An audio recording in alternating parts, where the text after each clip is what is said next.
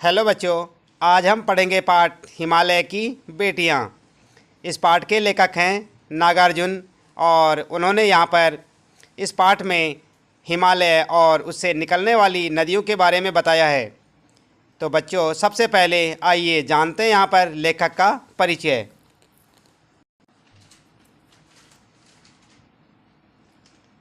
तो बच्चों, ये हैं महान कवि और मशहूर लेखक नागार्जुन। तो आइए जानते हैं इनका जीवन परिचय। नागार्जुन जो थे हिंदी साहित्य के एक प्रसिद्ध लेखक थे। आप यहाँ पर देख सकते हैं कि नागार्जुन हिंदी साहित्य के प्रसिद्ध लेखक थे। वह अपने समकालीन लेखकों व प्रशंसकों के द्वारा प्यार से नागार्जुन यानी कि जनकवी कवि कहे जाते थे। नागार्जुन की कविताओं में मुख्य रूप से राजनीति, आम लोगों की समस्याएं, किसानों और श्रमजीवी वर्ग की समस्याओं का उल्लेख किया गया है। नागार्जुन का जन्म 1911 में बिहार के दरभंगा जिले के तरानी के एक छोटे से गांव में एक मध्यम वर्ग के ब्राह्मण के परिवार में हुआ था। नागार्जुन के माता पिता ने उनका नाम वैद्यनाथ मिश्रा रखा था, परंतु हिंदी साहित्य में नागार्जुन के नाम से अधिक मशहूर थे। जब 3 साल के थे तभी उनकी मां का देहांत हो गया था और उनके पिता अपने बेटे के प्रति अपनी जिम्मेदारियों को पूर्ण रूप से नहीं निभा पाए। परिणाम स्वरूप नागार्जुन को पूर्णतया अपने हितैषी रिश्तेदारों पर निर्भर रहना पड़ा। नागार्जुन संस्कृत, प्राकृत और पाली जैसे प्राचीन भारतीय भाषाओं के विद्वान थे। उन्होंने पहली बार इन भाषाओं का ज्ञान ग्रामीण केंद्रों से और बाद में वाराणसी और कलकत्ता के शहरी केंद्रों से अर्जित किया। नागार्जुन ने अपराजिता देवी से शादी की थी और उनके 5 बच्चे थे। आइए जानते हैं यहाँ पर कि नागार्जुन ने छंदबद्ध और छंद मुक्त दोनों प्रकार की कविताएं रची। उनकी काव्य भाषा में एक और संस्कृत काव्य परंपरा की प्रतिध्वनि है, तो दूसरी ओर बोलचाल की भाषा की रवानी और जीवंता भी। पत्रहीन, नग्न, गाछ मैथिली कविता संग्रह पर उन्हें साहित्य अकादमी पुरस्कार प्रदान किया गया। उन्हें उत्तर प्रदेश के भारती पुरस्कार, मध्य प्रदेश के मैथिली शरण गुप्त पुरस्कार और बिहार सरकार के राजेंद्र प्रसाद पुरस्कार से सम्मानित भी किया गया। उन्हें दिल्ली की हिंदी अकादमी का शिखर सम्मान भी मिला। तो आइए जानते हैं यहाँ पर उनकी प्रमुख कृतियाँ कौन कौन सी हैं।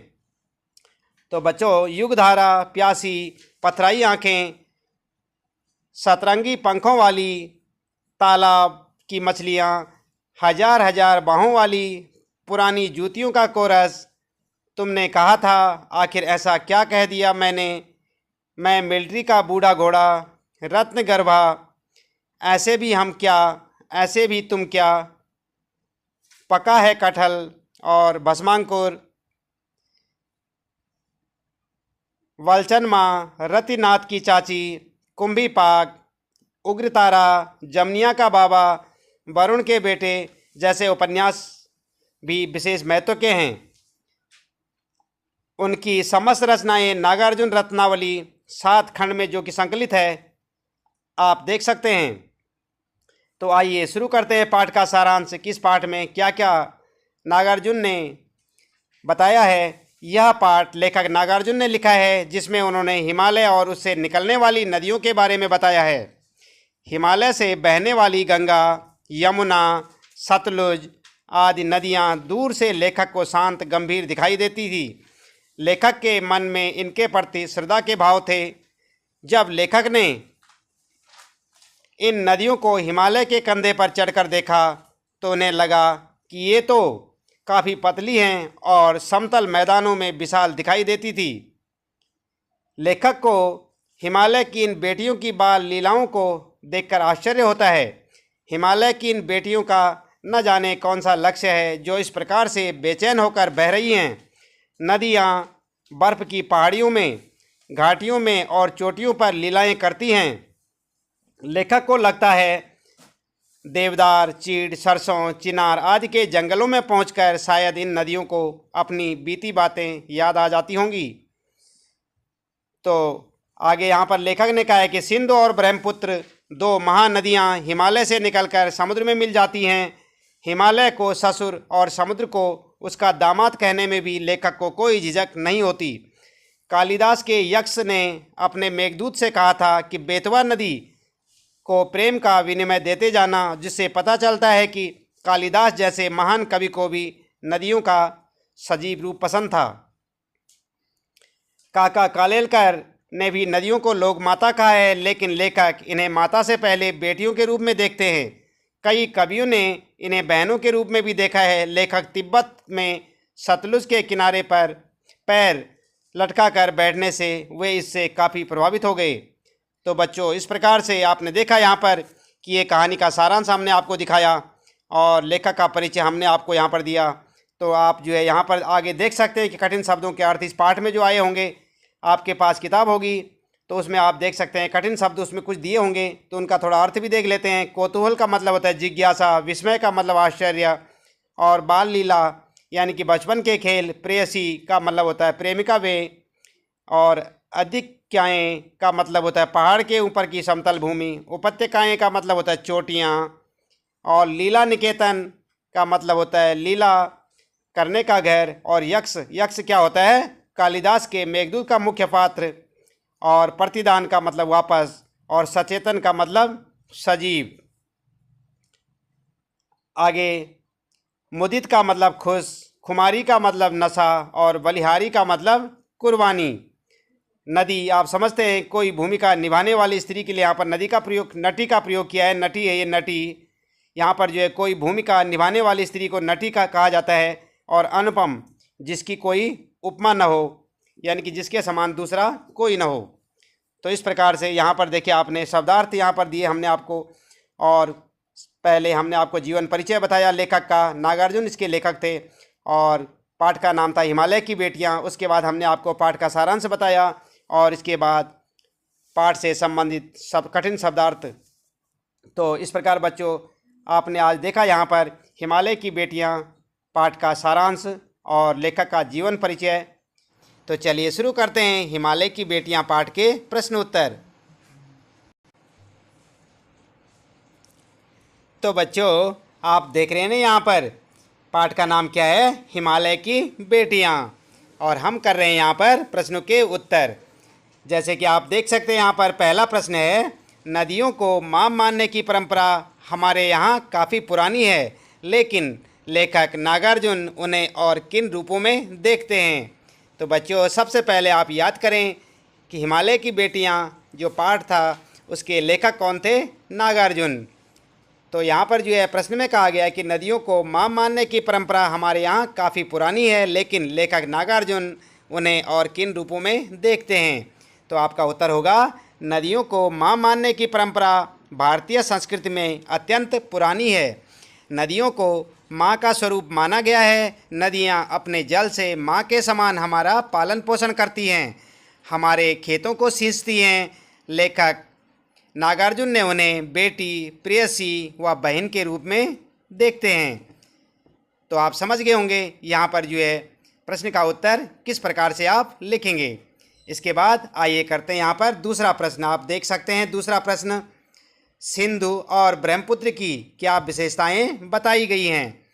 तो यहाँ पर आपका उत्तर होगा सिंधु और ब्रह्मपुत्र हिमालय की दो ऐसी नदियाँ हैं जिन्हें ऐतिहासिकता एवं महत्व के आधार पर पुल्लिंग रूप में भी नद कहा जाता है। इन्हीं दो नदियों में सारी नदियों का संगम भी होता है। प्राकृतिक और भौगोलिक दृष्टि से भी इनकी महत्ता है। कहा जाता है कि ये दो ऐसी नदियाँ हैं जो दयालु हिमालय के पिघले हुए दिल की एक एक बूंद से निर्मित हुई हैं। इनका रूप विशाल और विराट है। इनका रूप इतना लुभावना है कि सौभाग्यशाली हिमालय भी पर्वतराज हिमालय की इन दो बेटियों का हाथ थामने पर गर्व महसूस करता है। तो बच्चों आप इस प्रकार से इसका उत्तर लिखेंगे, आप ध्यान रखें। इसके बाद नंबर 3 प्रश्न आपके लिए, तीसरा प्रश्न होगा आपके लिए, काका कालेलकर ने नदियों को लोक माता क्यों कहा है। उत्तर होगा आपका नदियाँ युगों युगों से मानव जीवन के लिए कल्याणकारी रही हैं। ये युगों से एक माँ की तरह हमारा पालन पोषण करती हैं। इनका जल भूमि की उर्वरा शक्ति को बढ़ाने में विशेष भूमिका निभाता है। इसलिए नदियाँ माता के समान पूजनीय, पवित्र एवं कल्याणकारी हैं। मानव नदी को दूषित करने में कोई कसर नहीं छोड़ता, परंतु इसके बावजूद भी अपार दुख, गंदगी, अवहेलना सहकर भी हमारा कल्याण उसी प्रकार करती है जैसे अपने नालायक पुत्र का कल्याण माँ करती है। अतः काका कालेलकर ने नदियों को माँ के समान विशेषताओं के कारण उन्हें लोक माता का दर्जा दिया है। तो इस प्रकार से बच्चों आप तीसरे प्रश्न का उत्तर लिखेंगे। इसके बाद चौथा प्रश्न, हिमालय की यात्रा में लेखक ने किन किन की प्रशंसा की है? तो इसका उत्तर होगा, हिमालय की यात्रा में लेखक ने हिमालय की अनुपम छटा की, नदियों की अठखेलियों की, बर्फ़ से ढकी पहाड़ियों की, पेड़ पौधों से भरी घाटियों की, देवदार, चीड़, सरो, चिनार, सफ़ेदा, कैल से भरे जंगलों की प्रशंसा की है। इस प्रकार से आप इसका उत्तर लिखेंगे। इसके बाद पांचवा प्रश्न आपके लिए, यह लेख 1947 में लिखा गया था। तब से हिमालय से निकलने वाली नदियों में क्या क्या बदलाव आए हैं?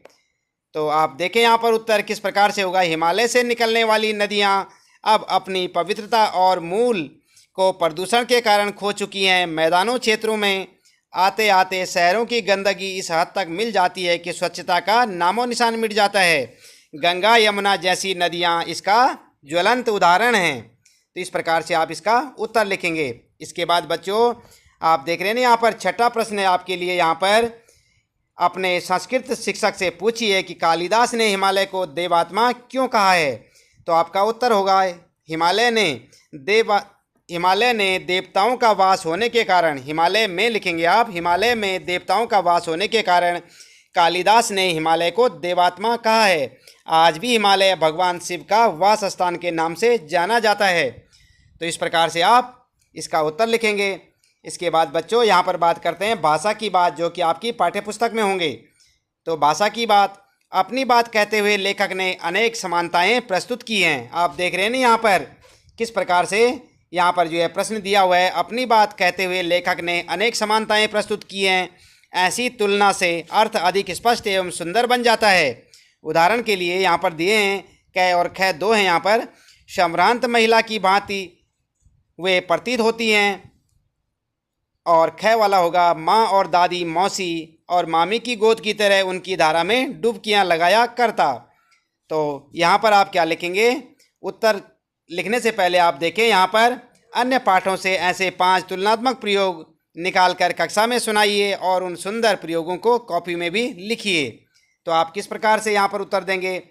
सचमुच, पहला यहाँ पर देखें आप उत्तर में देखें, पहला होगा सचमुच दादी माँ सा भ्रष्ट देवी सी लगी, और दूसरा बच्चे ऐसे सुंदर जैसे सोने के सजीव खिलौने, और तीसरा आप लिखेंगे हरी लकीर वाले सफ़ेद गोल कंचे बड़े आंवले जैसे, और चौथा लिखेंगे बड़े मियाँ के भाषण की तूफान मेल के लिए कोई निश्चित स्टेशन नहीं है, सुनने वाला थक कर जहाँ रोक दे वही स्टेशन मान लिया जाता है। बच्चों आप एक बात का ध्यान रखें यहाँ पर कि आप सोच रहे होंगे कि ये लाइनें हमने कहीं पाठों में अभी तक पढ़ी नहीं है। तो बच्चों जैसे जैसे आप आगे पाठ पढ़ते जाएंगे हिंदी की बुक में, आपको ये लाइनें अन्य पाठों में नजर आएंगी।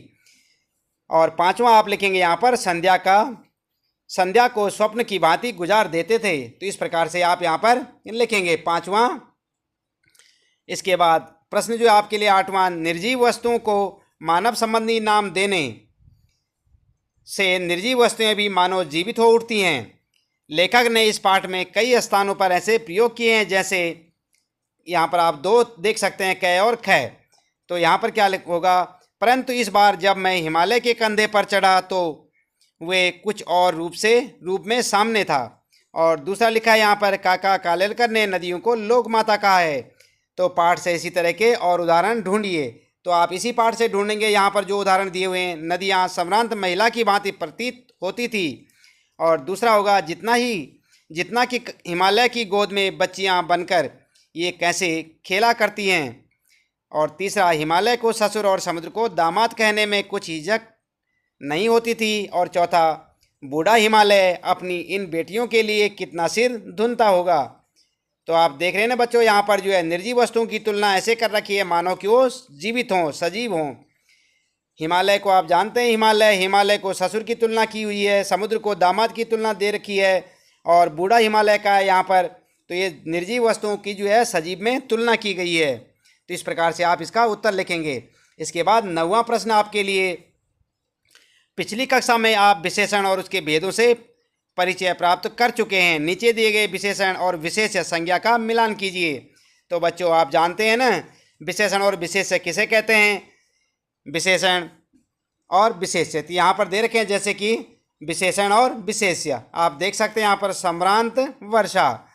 और आगे देखते हैं यहाँ पर प्रश्न जो है, चंचल और जंगल, समतल, महिला, घना, नदियाँ, मूसलाधार, आंगन।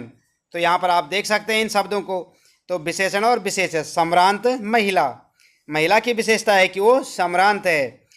संज्ञा या सर्वनाम की विशेषता बताने वाले शब्दों को विशेषण कहते हैं, आपने पढ़ा था। और जिन शब्दों की विशेषता बताई जाती है उन्हें क्या कहते हैं? विशेष्य। तो यहाँ पर जो है, जो पहला था आपका शब्द था सम्रांत और महिला। तो सम्रांत महिला, जो महिला है उसकी विशेषता क्या है? कि वह सम्रांत है। तो ये क्या है? महिला की जो विशेषता है सम्रांत है, ये विशेषण शब्द है। और विशेषता किसकी बताई जा रही है? महिला की। तो महिला क्या है? विशेष्य है। और नदियाँ कैसी हैं? चंचल हैं। तो नदी की विशेषता क्या है? कि वो चंचल है। तो चंचल क्या है? यहाँ पर विशेषण है। और नदियाँ क्या हैं? विशेष्य हैं, क्योंकि विशेषता किसकी बताई जा रही है? नदियों की। तो आगे यहाँ पर देखें आप, अन्य शब्दों को देखते हैं बच्चों। यहाँ पर समतल आंगन, घना जंगल, मूसलाधार वर्षा आप देख रहे हैं ना यहाँ पर। तो समतल आंगन, आंगन की विशेषता क्या है? कि वो समतल है। और हमने आपको एक बार जो है पहले बताया था, फिर से बताते हैं कि जिन चीज़ों की, जिन संज्ञा या सर्वनाम की जो है विशेषता बताई जाती है उसे क्या कहते हैं? विशेषण। और जिसकी विशेषता बताई जाती है उस शब्द को क्या कहते हैं? विशेष्य। तो यहाँ पर आप देख रहे हैं कि आंगन की विशेषता बताई जा रही है कि वो कैसा है? समतल है। तो समतल शब्द क्या है? विशेषण है। और विशेषता किसकी बताई जा रही है? कौन है समतल? आंगन।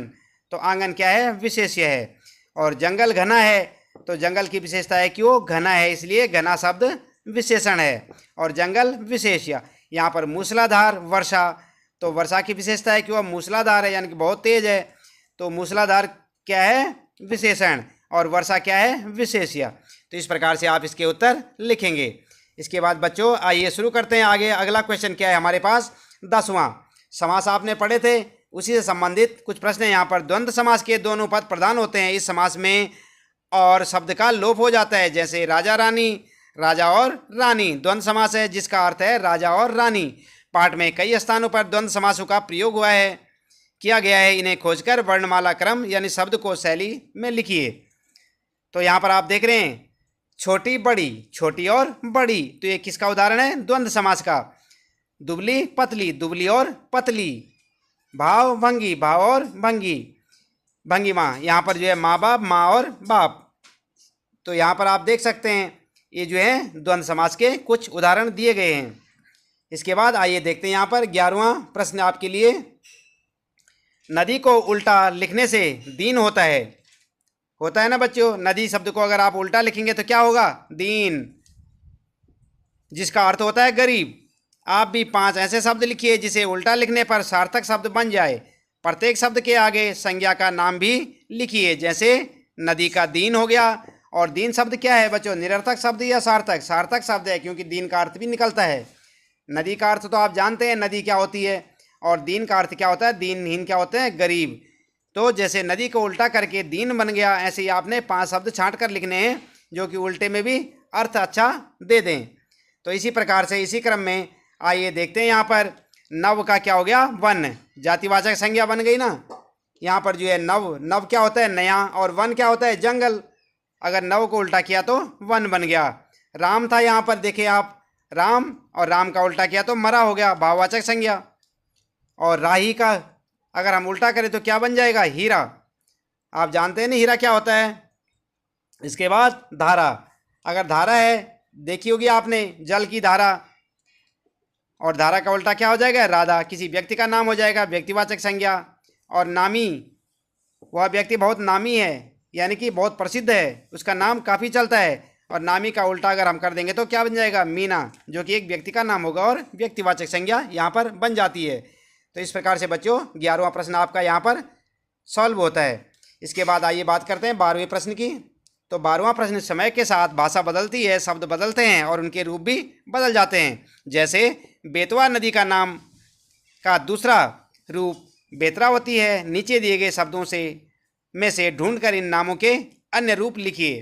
तो आपने देखा होगा यहाँ पर बेतवा नदी का जो है दूसरा नाम क्या है, बेतरावती। तो इसी प्रकार से अन्य जो यहाँ पर जो दे रखे हैं ये शब्द, इनके भी दूसरे नाम आपने बताने हैं। जैसे सतलुज का अन्य नाम क्या होगा, रोपड़ का अन्य नाम क्या होगा, बिपाशा का अन्य नाम, झेलम का और चिनाब का, इनके अन्य नाम क्या हैं। यहाँ पर आप देखें, अजमेर है, बनारस, बितस्ता, रूपपुर, सतद्रुम, वाराणसी, अजयमेरू। तो इनके जो है अन्य नाम क्या हैं, जैसे कि बेतवा का बेतरावती। तो यहाँ पर आप देखें, सतलुज को जो है अन्य नाम किस नाम से जाना जाता है, सतद्रुम, झेलम को बितस्ता, रोपड़ को रूपपुर, अजमेर को अजयमेरू और बनारस को वाराणसी। आप जानते हैं ना कि बनारस को जो है वाराणसी के नाम से भी जाना जाता है और बिपाशा का चिनाव। तो आपके लिए यहाँ पर ये उत्तर है इसका। इसके बाद आइए देखते हैं यहाँ पर 13वां प्रश्न, उनके ख्याल में शायद ही यह बात आ सके कि बूढ़े हिमालय की गोद में बच्चियां बनकर ये कैसे खेला करती हैं। उपयुक्त पंक्ति में ही के प्रयोग पर ध्यान दीजिए। आप देख रहे हैं ना बच्चों, उनके ख्याल में शायद ही यहाँ पर देख रहे हैं आप, तो ही का प्रयोग भी आप ध्यान देंगे। ही वाला वाक्य नकारात्मक अर्थ दे रहा है, इसलिए ही वाले वाक्य में कही गई बात को हम ऐसे भी कह सकते हैं, उनके ख्याल में शायद यह बात ना आ सके। उनके ख्याल में शायद ही यह बात आ सके, तो ही का अर्थ क्या हो रहा है यहाँ पे, किसका मतलब उनके ख्याल में यह बात नहीं आ सकती है, उनके ख्याल में शायद ही यह बात आ सके। इसका अर्थ क्या हुआ कि उनके ख्याल में यह बात नहीं आ सकती। तो इसका अर्थ ये भी हो सकता है कि उनके ख्याल में शायद यह बात ना आ सके। इस प्रकार से भी हम लिख सकते थे, लेकिन हमने ही लगाकर जो है एक अन्य जो है वाक्य बना दिया था। इसी प्रकार नकारात्मक प्रश्नवाचक वाक्य कई बार नहीं के अर्थ में इस्तेमाल नहीं होते। जैसे महात्मा गांधी को कौन नहीं जानता, इसका मतलब क्या होगा कि महात्मा गांधी को सभी जानते हैं। महात्मा गांधी को कौन नहीं जानता, इसका मतलब ये है कि कोई भी ऐसा व्यक्ति नहीं है जो कि महात्मा गांधी को नहीं जानता, यानी कि सभी जानते हैं। दोनों प्रकार के वाक्यों के समान 3-3 उदाहरण सोचिए और इस दृष्टि से उनका विश्लेषण भी कीजिए। तो यहाँ पर बच्चों आप देखें उत्तर, ही के प्रयोग वाले वाक्य और नहीं के प्रयोग वाले वाक्य वे शायद ही यह काम पूरा कर सके। आप देख रहे हैं ना पहला वाक्य, उसके बाद उन्हें शायद ही पता हो कि मैं अस्वस्थ हूँ, मेरे ध्यान में शायद ही तुम्हारा ख्याल आए। और इसके बाद नहीं के प्रयोग वाले शब्द देखें आप, कंस के षड्यंत्र को कौन नहीं जानता, आज मोदी जी को कौन नहीं जानता, राजमाता के स्वभाव को कौन नहीं जानता। आप देख रहे हैं ना ये शब्द यहाँ पर। इसी प्रकार से आप इन्हें अपनी नोटबुक में नोट करेंगे। तो बच्चों इस प्रकार से हमने देखा यहाँ पर हिमालय की बेटियाँ पाठ के प्रश्न उत्तर आपने भी सुने, देखे भी आपने। तो आप इन्हें अपनी नोटबुक में इसी प्रकार से यहाँ से नोट करेंगे और अच्छे से इन्हें याद भी कर लें। तो बच्चों आज के लिए आपके लिए इतना ही काफ़ी है। आप इन्हें ध्यानपूर्वक पढ़ें, सुनें, समझें और याद करें। आपका दिन शुभ हो।